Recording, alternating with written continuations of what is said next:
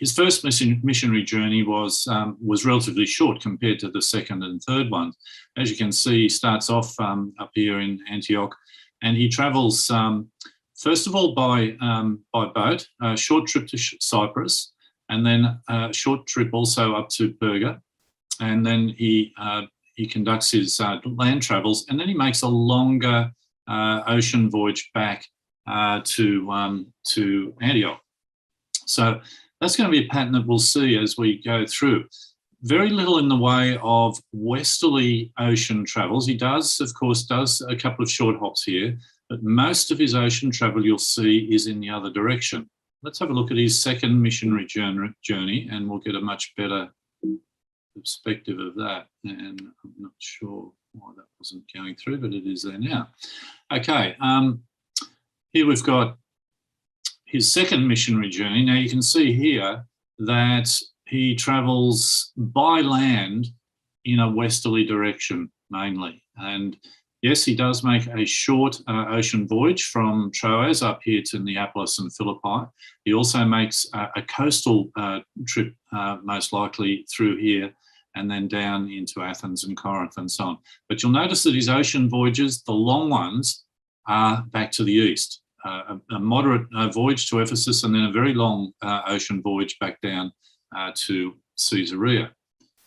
Let's have a look at his third missionary journey, and we'll see pretty much the same pattern. Okay, he does a lot of walking in a westerly direction up to Troas. He again makes that short coastal sea journey, then a lot of land travel, a little bit of sea journey, probably also to get down here to Corinth. And then he retraces his steps, but then he makes his long ocean voyage again back in an easterly or a southeasterly direction. So that's a pattern that we see, and that's no coincidence, because that was a very common way of traveling. And we'll see exactly why Paul walks in this direction, but he sails in this direction. Okay, there was, obviously he was being guided by the Spirit in aspects of his travels, but there were very natural reasons why he would travel in that way as well. Sea travel in Paul's day was a very, very risky endeavour. There was a lot of fear around sea travel. It's not like today people would go on a cruise because they want to enjoy being on the ocean. That was not the case in Paul's day. It was highly risky, and it would have been considered in Paul's day a little bit like what commercial flying was in the early days of the early years of the 1900s, 1920s and 30s, when it was highly risky. Crashes were common, and there was only a modest expectation that you would arrive safely at your destination. It was like that with the early days of flying. It was like that with being on the oceans in the Apostle Paul's day. In the early days of aviation, weather forecasting was very rudimentary. Maps were inaccurate or non-existent. There was no radio, no navigation, except for a magnetic compass and a watch. But even that is more than they had in the Apostle Paul's day. Now, interestingly, the magnetic compass had been invented by the Chinese prior to the time of the Apostle Paul. However, it was not used for navigation purposes. It was used for other reasons, which we haven't got time to go into at the moment. They didn't work out or decided not to use it for any navigation until about 800 AD.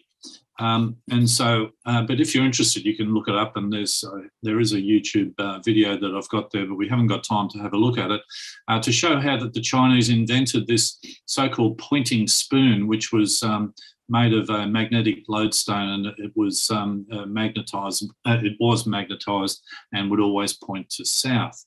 But the mariners during the Apostle Paul's day did not have the benefit of that navigation aids. It was extremely rudimentary, and so much of their sailing was done very close to the coastal areas. Not all of it, obviously, the long ocean voyages, and we'll come to that in just a second. Now, when we're considering the ocean voyages, and as I said, just keep in the back of your mind what we started off there with, that the Apostle Paul's three missionary journeys that he embarked on he walks to the west and he sails to the east or to the southeast. Now, of course, his journey to Rome, when he was a prisoner, he had no control over that, and that's when things went very pear-shaped as far as the voyage and the shipwreck and so on, and the huge storm. The reason that he walked to the west and he sailed to the east is because of what you see on the screen here, the so-called Etesian winds. Now, here's a quotation from, it's a letter by Pliny the Younger, who you would have may have heard of, born in 61 AD, so right around the time of the Apostle Paul. And he's reporting to the Emperor Trajan about his journey from Rome to Turkey. So he's going from west to east in the same way that the Apostle Paul sailed. And Pliny says, "I feel sure, sir, that you'll be interested to hear that I've rounded the Cape of Malea, which is the very southern end of Greece there, down below Corinth, down below the Peloponnese area. And that was a treacherous area as well. And have arrived at Ephesus with my complete staff after being delayed by contrary winds. My intention now is to travel on to my province of Bithynia, partly by coastal boat and partly by carriage. The intense heat prevents my travel entirely by road, and the prevailing Etesian winds, that is the north winds that blow from July to September, make it impossible to go all the way by sea." Now notice that term, that Etesian winds. We'll see it again here now. And this is another quotation by King Agrippa I, who was, of course, the one that was mentioned in Acts chapter 12, who died of worms. But in this particular passage, when he was returning, Agrippa was returning to take over after his uncle Philip, the tetrarchy in that northern part of Israel. The Emperor Caligula, who he was actually good friends with, advised him not to take the overland route to Syria, but, as quoted by Philo, to wait for the Etesian winds and take the short route through Alexandria. And I love this bit of the quotation. It's written in very modern English. He told him that the ships are crack sailing craft and their skippers are most experienced there are. They drive their vessels like racehorses on an unswerving course that goes straight as a die. So he had every confidence for him to travel via the use of these so-called Etesian winds. Now, what are they? Well, the Etesian winds are still a phenomenon today. And in fact, anyone in the audience that might have had a chance to enjoy a sailing holiday through the Greek islands or similar would have enjoyed these Etesian winds, because you would have done it during their summer.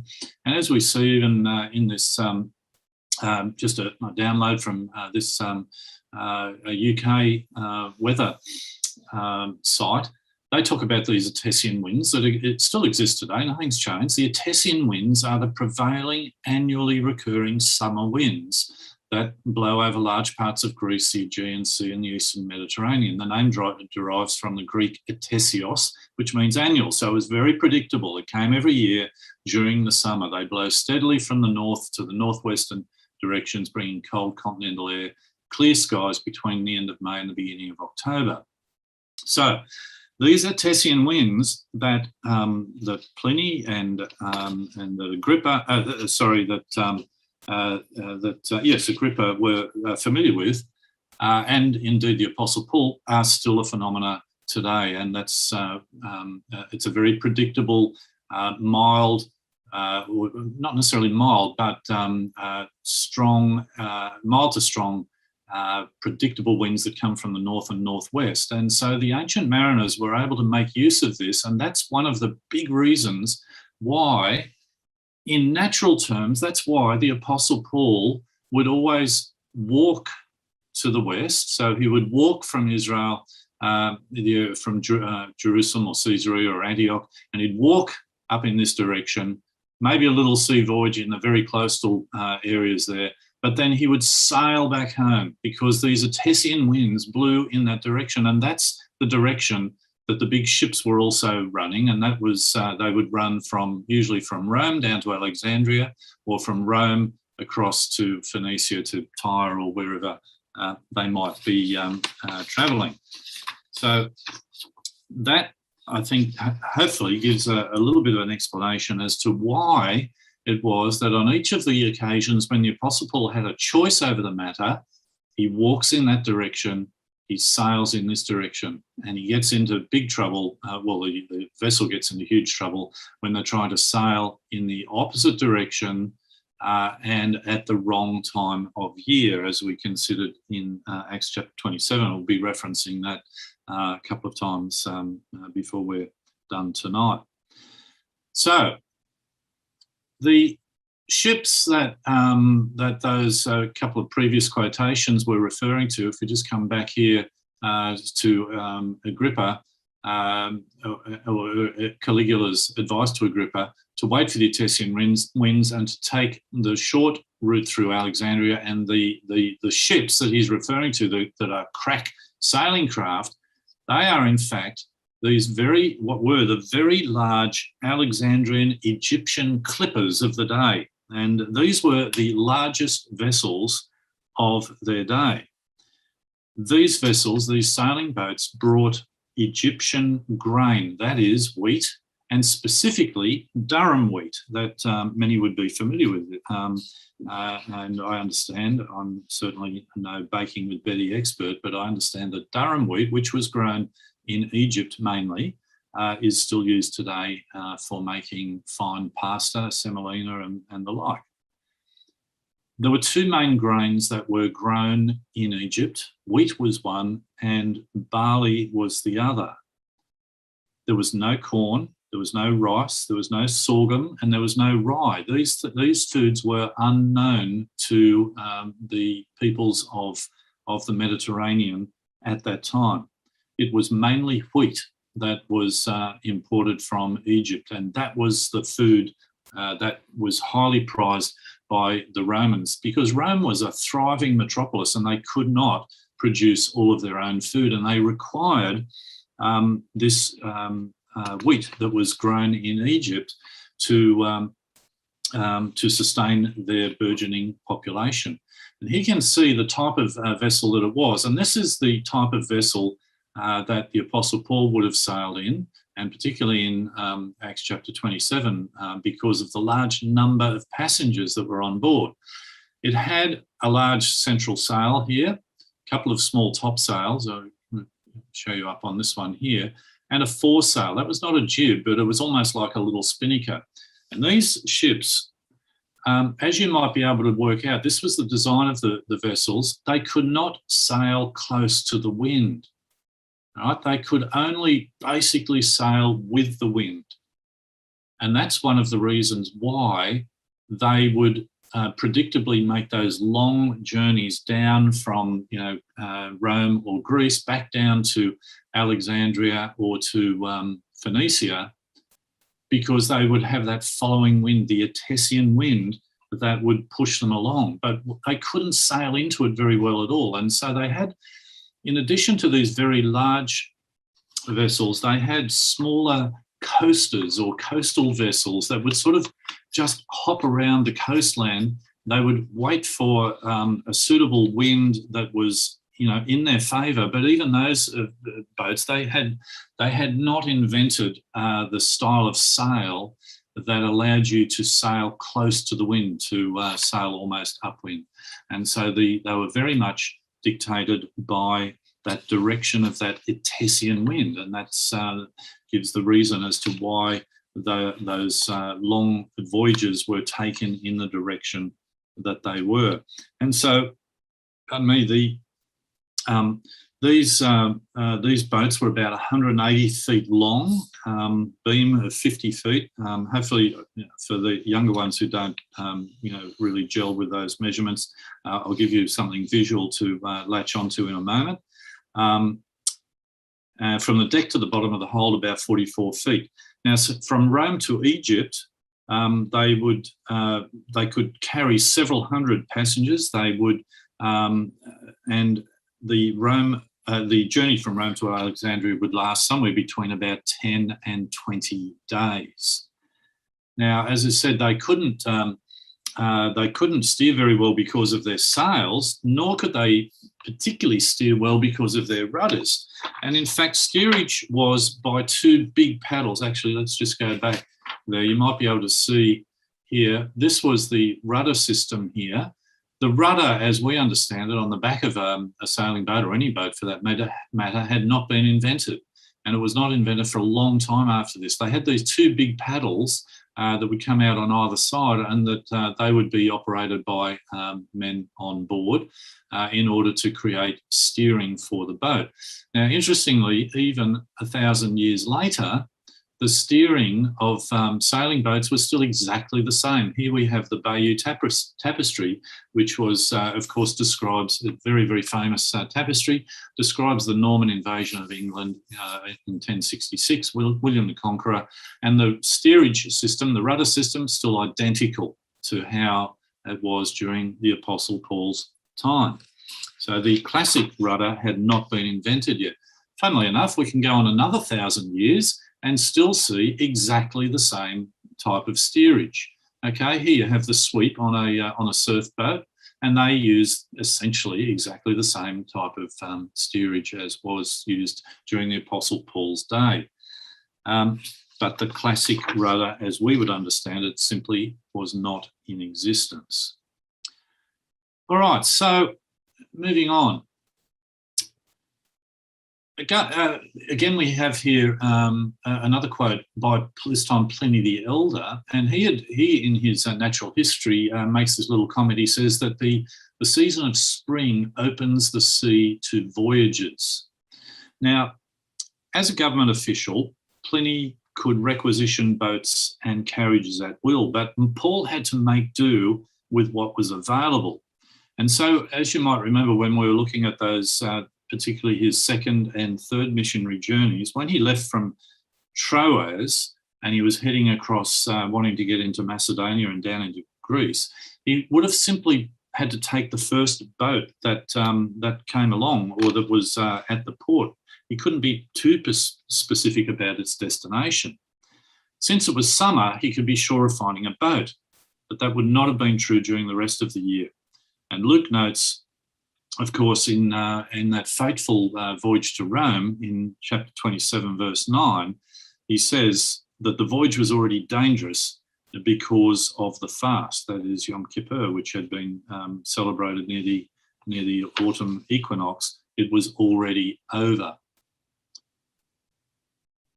And of course, that particular voyage was, that created the shipwreck, had that huge storm that lasted for quite some time. Josephus also records a case where a ship went to sea in winter, which was very unwise, but they went to sea in winter on an urgent military mission, and it hit 3 months of storms. Now, maybe as Josephus was wont to exaggerate a little bit, maybe it wasn't a full 3 months, but nevertheless, we get the idea that it was a very dangerous thing to go on the water in the Mediterranean during the winter. And of course, we can understand why, of course, Paul wanted to winter in Malta, and also why he considered wintering in Corinth. We see that quote there from 1 Corinthians chapter 16. Now I will come unto you when I shall pass through Macedonia, and it may be that I will abide, yea, and winter with you, that you may bring me on my journey whithersoever I go. Right, so that was a common thing, a natural thing, not to sail during the winter months. Now, as far as that boat that we were just talking about there, the Egyptian clipper, the one that would have all the grain and all the passengers on it, a comparable size vessel is this one. It's which is almost the same size. Now, some of you may have seen this in America, the USS Constitution. It's about the same size as what these rather large Egyptian clippers were.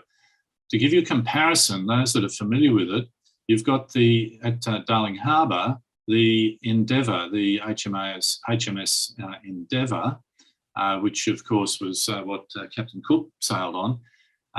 You've got a replica of that at the Maritime Museum at Darling Harbour. If you can picture that in your mind, it was about half the size of what the Egyptian clipper was that the Apostle Paul sailed, and that they brought all of that grain on.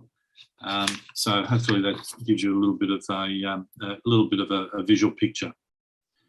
So what would it have been like travelling on a boat in Paul's day? Well, we can be absolutely sure that it was nothing like travelling on a modern cruise boat, or even just on a more utilitarian ferry that we might all travel on from time to time.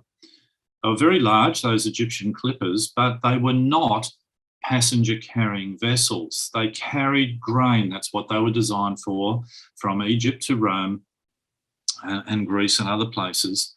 And they returned to Egypt carrying other trading goods. So, of course, a good ship's captain and an owner would want to try and have his vessel full in both directions, if possible. Now, of course, we know from Acts 27 verse 6 that it's exactly one of these Egyptian grain ships from Alexandria that was found, and that Paul and his soldiers that had him captive were travelling on when, of course, they were shipwrecked. Now, you might think, well, how did it all work? Where did the passengers sleep? I can't see much in the way of cabins. And you would be right, there are no cabins. The grain, the precious cargo, was all kept below decks because it had to be kept dry. And of course, for several reasons, one of course, which was that you didn't want the grain to be spoiled by getting wet. But secondly, of course, if the grain got wet, it expanded, and that would actually destroy the boat if it got wet underneath as well. And that would be one of the reasons why the cargo would be jettisoned if indeed it was getting wet during a bad storm. And of course, if it was moving about and making the boat unstable. But there were no cabins. The passengers, and it was recorded there were 276 passengers on the boat that Paul travelled on. They just all lived out on the deck in the open. Absolutely no cover, no protection, nothing at all. So you can imagine that the Apostle Paul might have been kept a little busy trying to prepare some sort of shelter for his fellow travellers because of his tent-making skills. He might have had to be stitching up some cloths and things like that and leather sections to try and make sort of little, lean-tos or shelters of some description. We're not really told, but there was no shelter, there was no cabin, there was no toilet facilities, and there were no meals provided. The only thing that was provided to them was water. They had to bring all of their own food. They had to prepare and cook all of their own meals, which meant taking turns, and there was only one galley. After the crew had been fed, of course, they were much more important than the passengers, there was an open hearth in the galley. That open hearth with a fire may have been doused by a stray wave, or rough conditions might have meant that it had to be extinguished before passengers had finished cooking their meals, because loose live coals would have, of course, been disastrous for a wooden boat. So you can imagine that it was very rough conditions indeed. No shelter, no food provided. You had to bring all your own. And that's one of the reasons why very often companions were required, because it was impossible for a single person to be able to bring all of their own provisions and things as well. How did you buy a ticket for such a luxurious cruise through the Mediterranean? Well, there was no booking.com or TripAdvisor. And of course, you turned up to a port and you asked around to find out who might be sailing where. And this is exactly what the centurion, we might just come across to Acts chapter 27 if you've got your Bibles open, Acts chapter 27, because it is one of the fullest accounts of a maritime voyage that is on record. This one of Paul's, or that Luke records in Acts chapter 27, and this is the ticket booking system. Verse 6. There the centurion found a ship of Alexandria. So it was one of those Egyptian grain ships, a ship of Alexandria that was sailing into Italy. So in other words, you turned up to a port, you asked around, you found a boat, where it was going, if they had room for you, you negotiated a price, and on you went. And so here we have, this is exactly where this took place at Caesarea, ancient Caesarea in Israel. And the arrow points to the steps that are just behind that little marshy area there. This was actually, where we're standing here, was actually part of the ancient harbour before, and just those steps in behind there would have been exactly the steps that the Apostle Paul would have walked down to get onto this particular, onto this Alexandrian ship to head to Rome on that fateful voyage. Now, as we said, companions were almost a necessity for travel.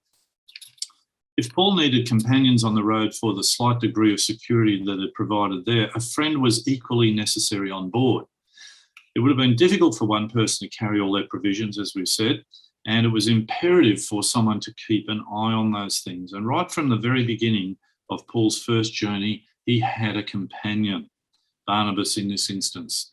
In his second missionary journey, he's got Silas, Timothy, Berean brethren. The third missionary journey, and this is not comprehensive, but he has 8 companions mentioned in Acts chapter 20 and verse 4. So companions were a necessity because of the safety and also just the fact that you needed more than one person to be able to deal with all of the provisions and to keep an eye on things. When one person was asleep, someone else could be watching out for it, and so on.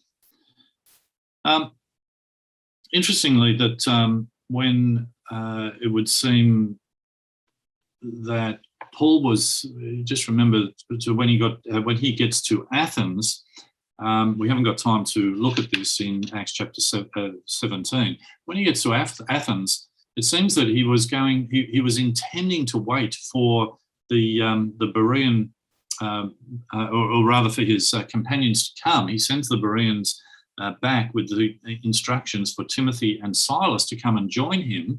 And it seems as though Paul had the intention of waiting until they came before he started his preaching, because perhaps he was just a little daunted by the whole situation. But of course, he just can't contain himself. And so the events of Acts chapter 17 unfold. And that was one of the few times when Paul was actually on his own without his companions at that time.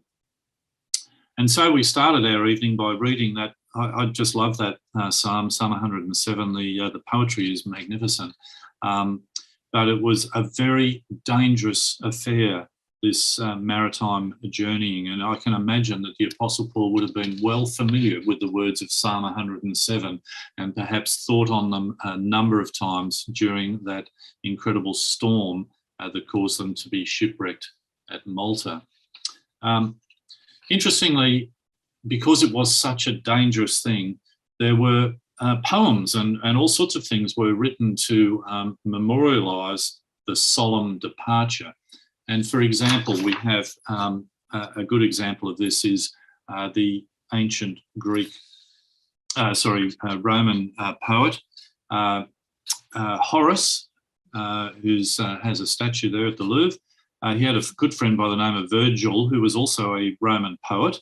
And in one of his odes, he wants to wish Virgil a safe voyage to Athens. And this was written because they had such a disregard or such a fear of the ocean and maritime endeavours. We don't have to read the whole thing. This is part of this poem that he writes, but I'll just read the last paragraph here. He says, in vain, and of course it is satirical somewhat, but it's grounded in fact and truth. In vain has God in his wisdom divided the lands of the earth by the separating ocean. If nevertheless impious ships bound across waters not suitable to be violated, the human race, presumptuous enough to endure everything, rushes on through forbidden wickedness. And so he considered that it was, it was a dangerous and foolish thing for, people to be venturing out onto the ocean. Now, and of course, it was a very dangerous thing, and shipwrecks abounded. Even in much more recent times, I mean, you think of the one of the most treacherous coastlines in Australia, which is, of course, that Victorian coastline, what we know as the 12 Apostles. That was otherwise known as the Shipwreck Coast. And Matthew Flinders, when he goes around this 130-kilometre section of coastline, and this is in the 1800s, of course, he says, "I have seldom seen a more fearful section of coastline." And it goes on, and so he was still very, very scared of being shipwrecked in such an area. And there are some 638 shipwrecks that have taken place in that area in the 1800s. 638 shipwrecks in the 1800s, just in that area. So you're 1800 years more advanced than the Apostle Paul, and the risk of shipwreck was still very, very high. We note that on one occasion, as we've read already in 2 Corinthians chapter 11, one occasion the Apostle Paul found himself adrift on the open sea, it says, for a day and a night, so for at least 24 hours, apparently as the result of some kind of mishap. And out in the open sea, there was absolutely no certainty that anyone was going to try and rescue you. We're not told on that occasion how it was that the Apostle Paul was saved. Perhaps he floated to a nearby shore on a piece of flotsam. Perhaps another boat might have picked them up.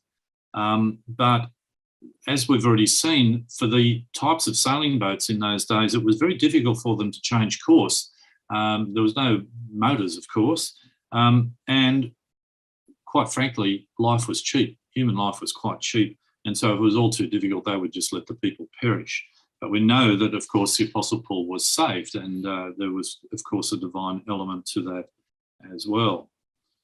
So all of these experiences that the Apostle Paul had, and very, very difficult experiences that he had on the sea, of course, they would have affected his preaching and his writings, because we know that the individual character of people affects the way that they write under inspiration. So, for example, Luke, the physician, uses many medical terms in his writings.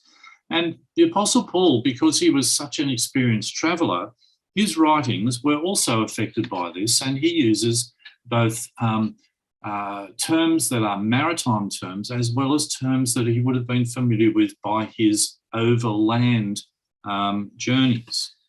Let's have a little bit of a look at some of those terms and those words as we start to round out our thoughts. In Australia, we have got some long, straight sections of road. And here we have the sign at the beginning of the longest straight section of the road. And I'm guessing that if the Hunter family are watching tonight, they have probably seen that sign many times, because it's on the air highway and it is at the beginning of the Nullarbor Plain. As you can see, 90 miles or nearly 150 kilometres of dead straight road. Now, why do I mention this? Well, because in ancient Rome, the Romans were doing exactly the same thing. 2,000 years ago, the Romans were building very straight roads. The first major road that the Romans built was called the Appian Way.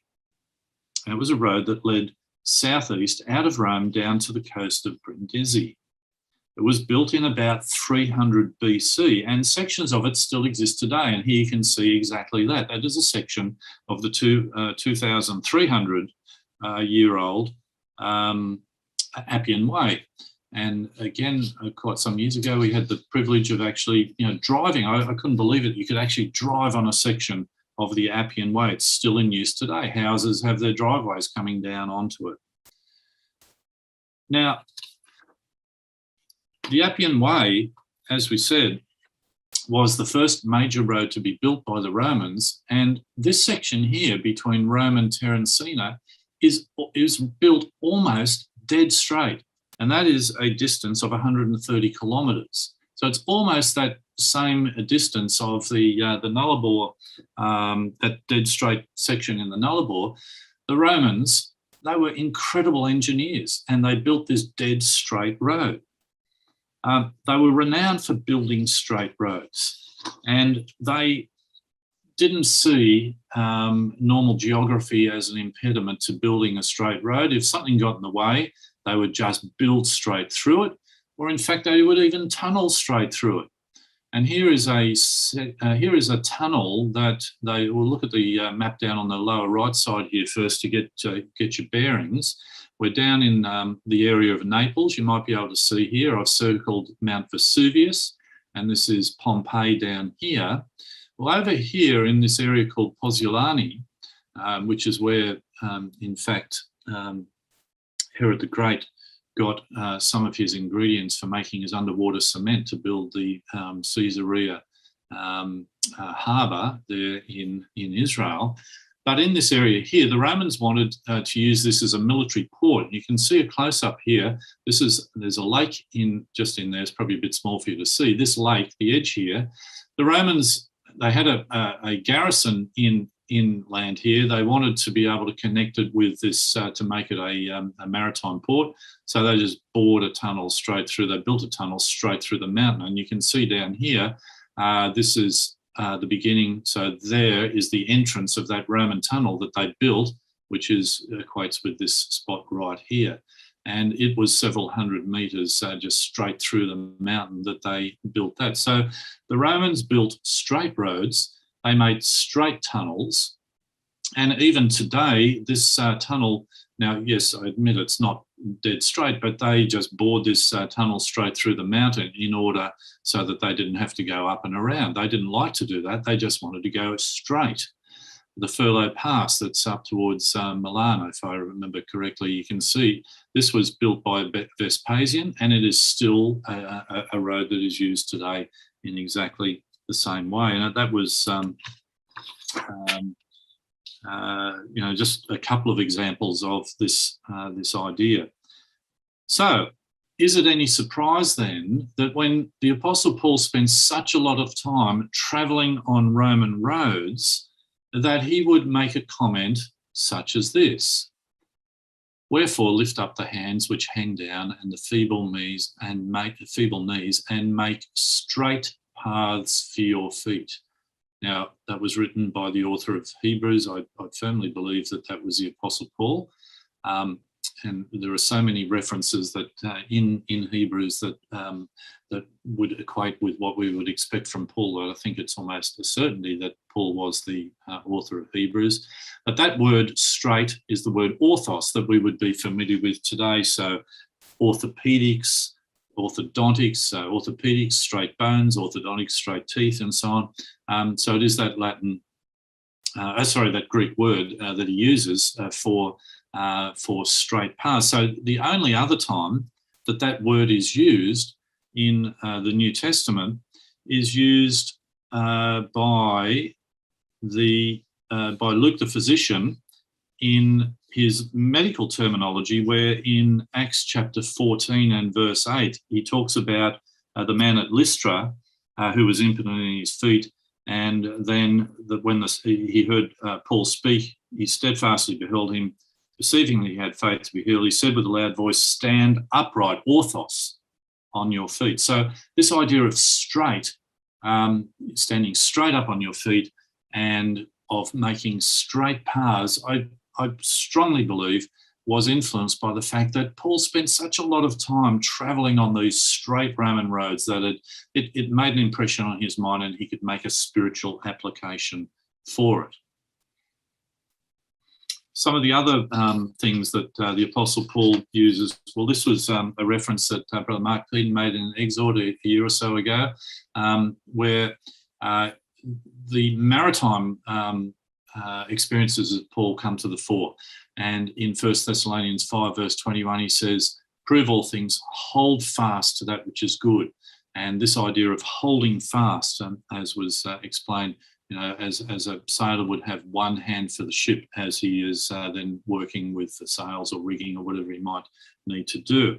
But that is a really significant maritime term that the Apostle Paul uses, and he uses it on a number of occasions In Corinthians, we've seen the Thessalonians one. In Corinthians, remember me in all things and keep the ordinances. Again in Corinthians, keep in memory. Hebrews 3, hold fast. Hebrews 3 again, hold the beginning of our confidence. Hebrews again, let us hold fast the profession of our faith. This is a maritime term that, of course, was impressed upon the Apostle Paul's mind by everything that he experienced. Hebrews is a very rich source of maritime terms. Another one, another favourite of mine, is in Hebrews chapter 2 and verse 1. Maybe we might just turn across to this. Just to get a sense of the flavour. In Hebrews chapter 2, the author, the Apostle Paul, says, wherefore, or verse 1, wherefore we ought to give the more earnest heed to the things that we have heard, lest at any time we should let them slip.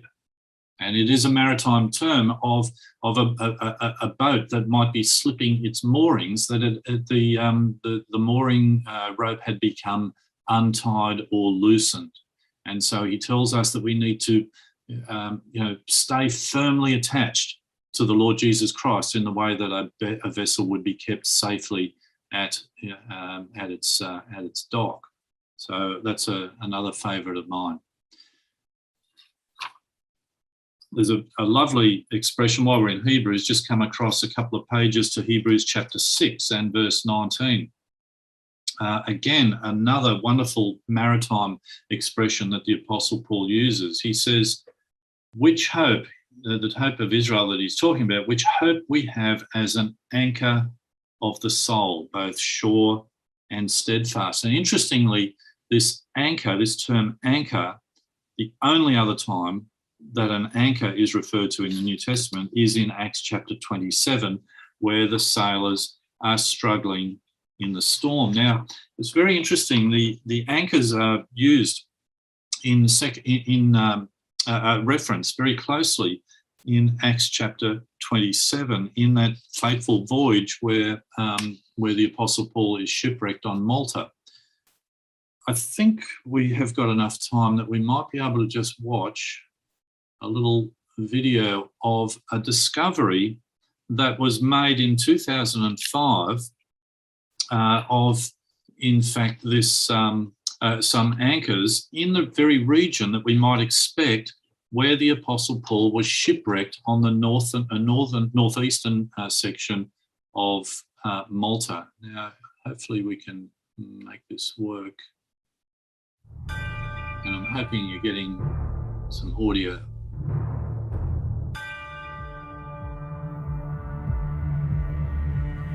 "30 years after the crucifixion of Jesus Christ, St. Paul the Apostle and 275 men astonishingly survived their ship being wrecked in a violent storm on their journey to Rome.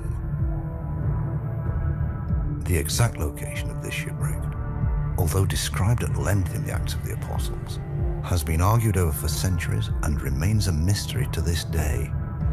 Or does it?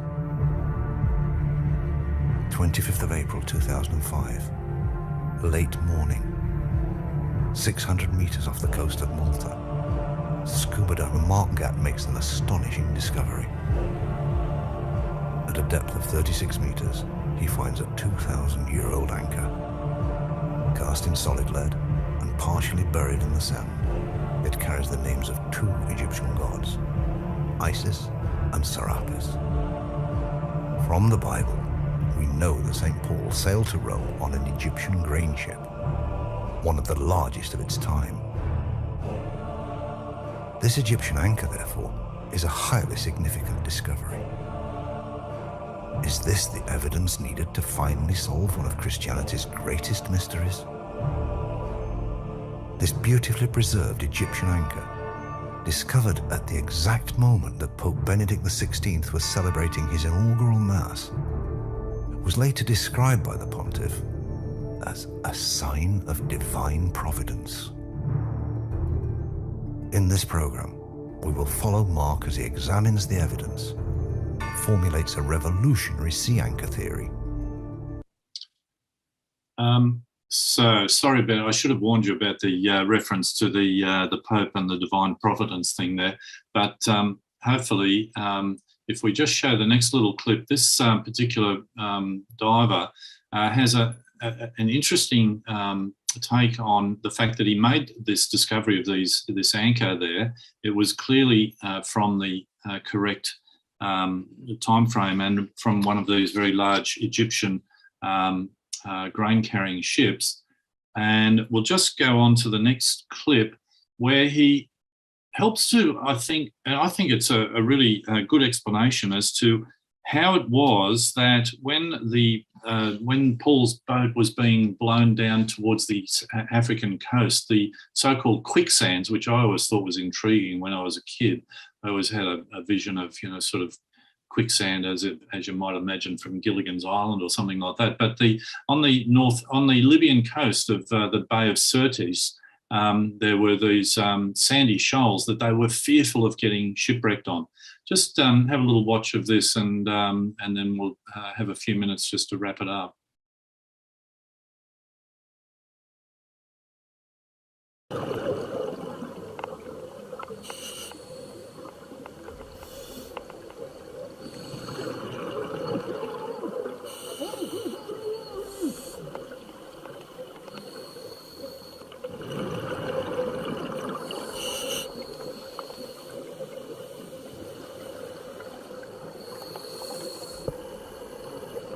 On the 25th of April 2005, when Mark discovered the Isis Serapis anchor stock, he immediately started to research this find.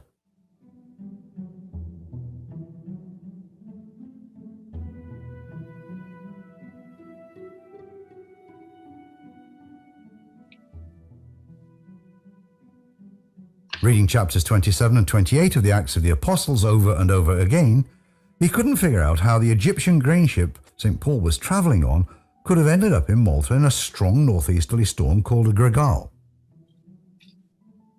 The ship had no rudder. It had not yet been invented. The steering oars had been secured and the mainsail lowered. No sails and no steering would make the ship take on water on its side.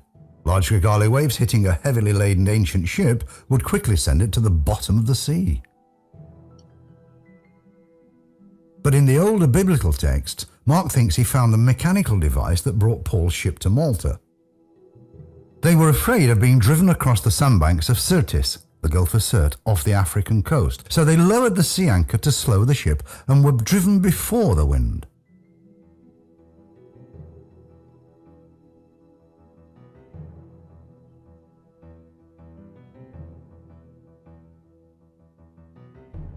In late 2006, Mark was coordinating a team of scuba divers in a search for a murder victim whose body had allegedly been dumped at sea off Delimara Point.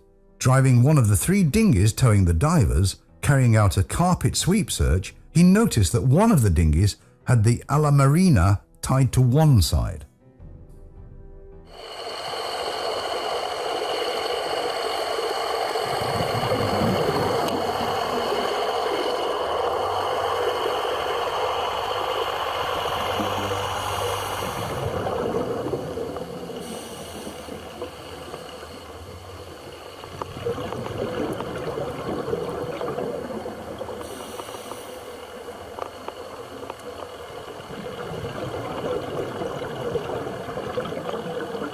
When the divers fell outside the search area and the engines were switched off, because there was a considerable surface current, the dinghy with the rope tied to one side started to drift in a starboard direction away from the other 2 dinghies.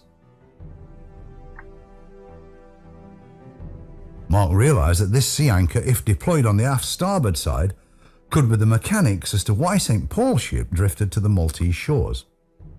Divine providence, certainly. But without steering or sails, the ship's captain deployed the sea anchor, and to try to head north and avoid the dreaded Sirte banks, he must have secured the sea anchor to the aft or starboard side to slow down the ship's rate of drift and direct the ship away from danger. When I read the Bible, it's always interesting. Okay, so Thank you for indulging me on that. Now, you might think to yourself, gee, I've been reading Acts 27 all my life, and I don't remember reading anything about sea anchors. But interestingly, if you have a look at Acts 27, verse 17, where it says that they were worried about falling into the Syrtes, and it uses that word, the quicksands, which was down on the Gulf of, down on the Libyan coast of Africa. It says they strake sail, and I always imagine, they pulled the sails down, and that, look, it's possible that that's all it means, but the original Greek does allow for some. If you have a look at a lot of other translations of Acts 27, some of them say they lowered the tackle or they cast out the tackle, but some of the translations say exactly what that chap was just saying there, that they lowered the sea anchor and hence were driven. So it does actually make a lot of sense that because it would have been their only means of being able to steer, and the storm would have forced them down onto the Libyan coast in the normal course of events. Now it's interesting. So anyway, take that for what it is. Actually, I'll just flick forward to this one, then we'll go back to that other one in a moment. Here is this is just a map, a diagram of that northern section of Malta, where this is where those that anchor and other anchors have been found, but where that particular anchor was found was in this area here, and there is a sandy bank in this bay here that they would have been shipwrecked on, and then they would have floated to the shore. So it's quite possible that it is in this area here, this so-called Salina Bay. The classic one where, for centuries it's believed was in this so-called St. Paul's Bay. But that particular anchor that was just spoken about was found right in this area here. So it's possible that this was, in fact, where it was. We can't be sure of that, but I just thought it was quite interesting. We'll just go back here, or on the way back, we can have a look here. This is, again, just of interest archaeologically, that where it talks about how they did their depth sounding in Acts chapter 27. Well, these are Roman sounding weights, where they were just big lead weights that were tied onto a rope and dropped out of the boat so that they could measure the depth of the ocean at a particular point. So we'll just come back to this very briefly. We're talking about some of these maritime terms that the Apostle Paul used.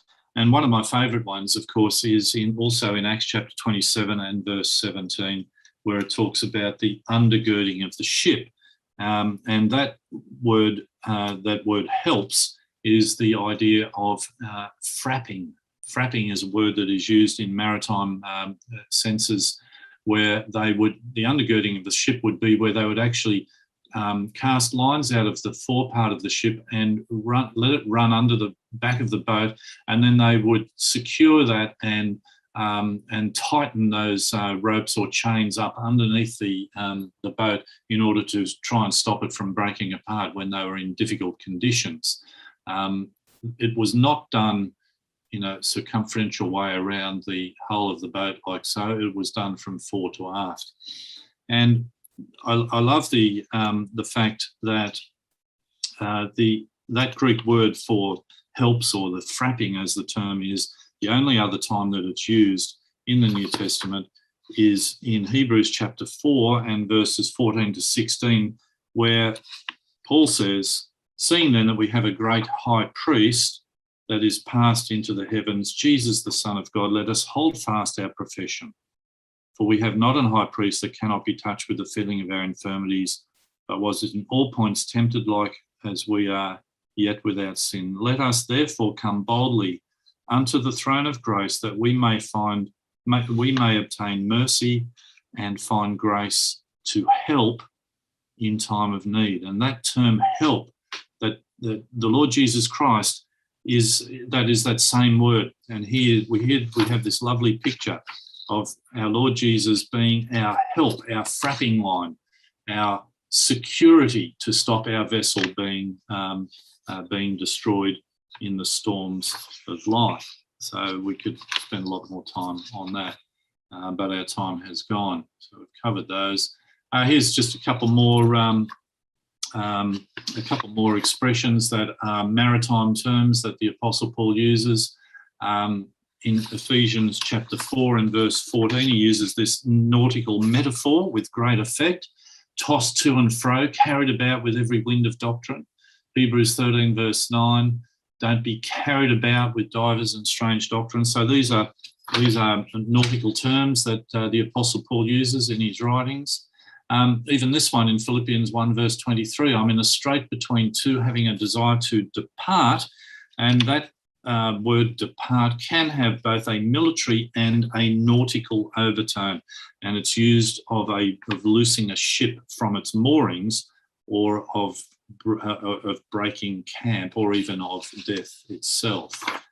So there is both military and nautical overtones in that particular expression. So that's just a little taste of some of those expressions. There are probably more that I have not picked up on, but they were the ones that I was able to find.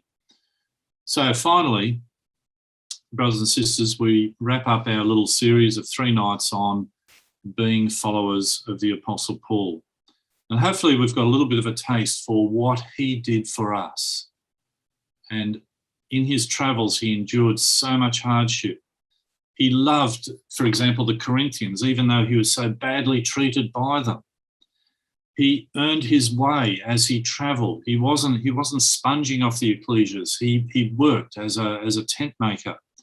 He earned his way the hard way.